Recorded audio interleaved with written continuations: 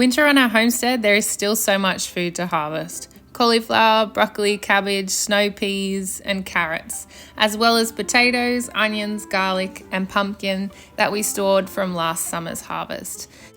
If you're willing to move with the seasons, there is an abundance of food to be had.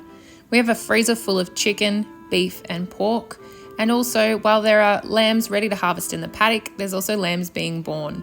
The rabbits are continuously having babies throughout the year, and our laying hens are tucked up, nice and warm inside the stable, still producing eggs. Where there is livestock, there is dead stock. We lost one of our bunnies here. This is unfortunately a part of living on a farm and growing your own food. Normally, our laying flock is out free ranging on our paddocks. Usually our heritage breeds stop laying over the winter. I made the decision to put our birds into the stable given the recent outbreak of bird flu. As soon as I did, they all started to lay again, meaning that we currently don't have to buy eggs.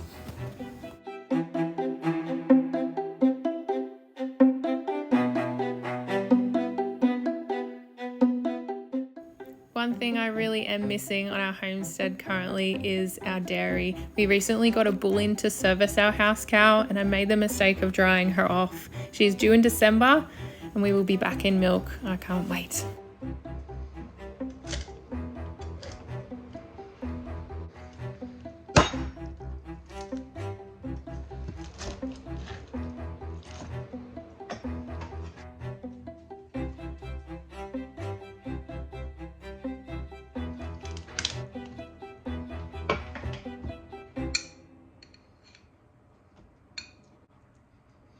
If you've never confit a piece of meat before, I highly recommend doing it. I'm going to cook this for 4 hours, 170 degrees, and I'm going to cover the meat in fat. That's what confitting is, cooking in fat. I'm going to submerge the bird in fat. I use goose fat and a little bit of olive oil. It's a great way to produce a really tender piece of meat that's super juicy. Once this is cooked, I'm then going to chill it in the fridge. I'm not actually going to eat this today, I'm going to chill it in the fridge. And then when I'm ready to eat it, I'm just going to bring it out and pop it on the barbecue and warm it up that way, and then we'll eat it.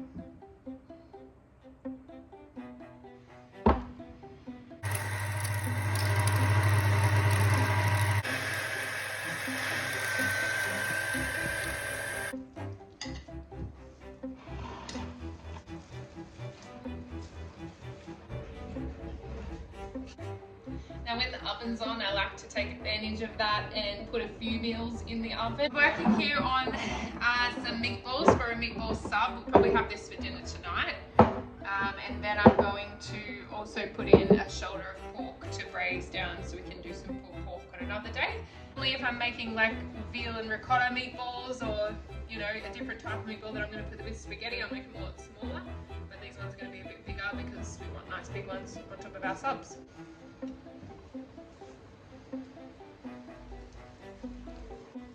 And I'll pour some tomato,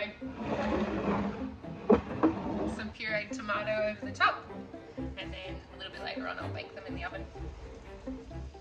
So because my meat doesn't always come pre-packaged, you know, I have to get big cuts of meat out of the freezer and prepare them. I like to do, you know, 1 or 2 days a week of sort of meal prepping, if you like. So I'll get all the meal out, I'll get all the meat out and defrost it all at once, and then I might even cook it in the oven depending on what it is all at once, and then that will just sit in the fridge until we're ready to eat it. It just means that I have more time in the afternoon when I'm doing my chores or I'm finishing up on my chores and I don't have as much time to cook dinner. It just means I can come in and it can be super convenient for us. It's just roasted tomatoes, onion and garlic, a bit of salt and pepper, and I've just pureed them up. I'll cover that up. And they'll cook in there and be super. I'm just doing up this pork shoulder now. It just doesn't fit in my tray, so I'm just taking this top half of the leg off so I can fit it in. And this will be a meal for another night, so we'll do some pulled pork. I might have pulled pork burgers, or I'll just do pulled pork with like coleslaw. It's just a really nice, easy way that I can cook some pre-made pork shoulder. Pork shoulder is super simple. Usually I use paprika, onion powder, garlic powder. I'll put celery salt in there. I really like celery salt. Sometimes I'll sneak a little bit of cinnamon or allspice in there if I'm feeling like it. Brown sugar, you can use molasses. I like to put mustard in mine. I like to put a little bit of Worcestershire sauce in, just lightly spicing it, and then I'm just going to cover it with baking paper and foil and then pop it in the oven on low and slow. And then when it's ready, it'll be super tender and I'll be able to pull it and either freeze it down or pop it in the fridge for another day. The shoulder all rubbed, all spiced, ready to go in the oven. I'll cover it up.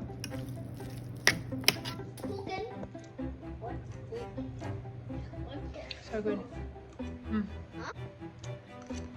Wish I could share.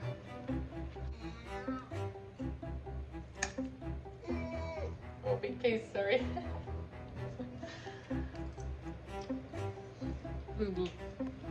Yum.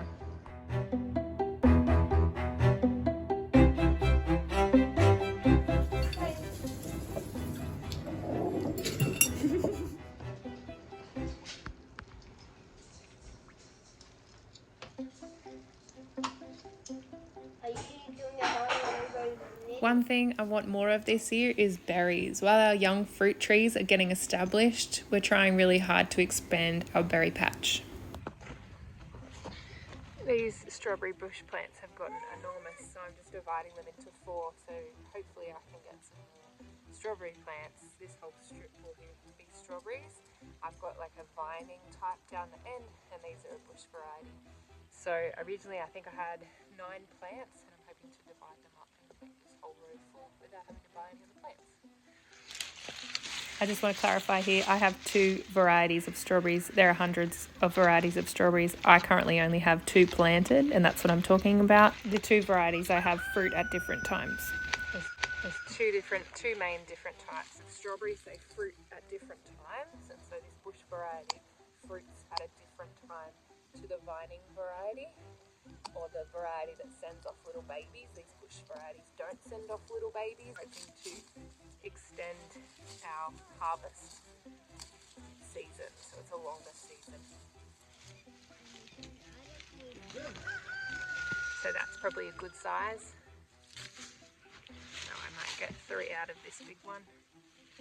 Some of the other ones I've gotten 4 out of. And we'll just see how they go. I've actually still got strawberries on them, but it's my first year doing strawberries. I'm not really sure, they just got a bit crazy.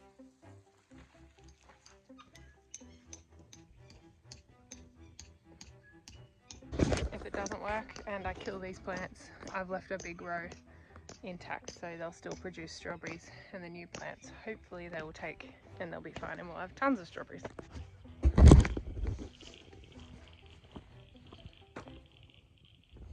Whole row planted.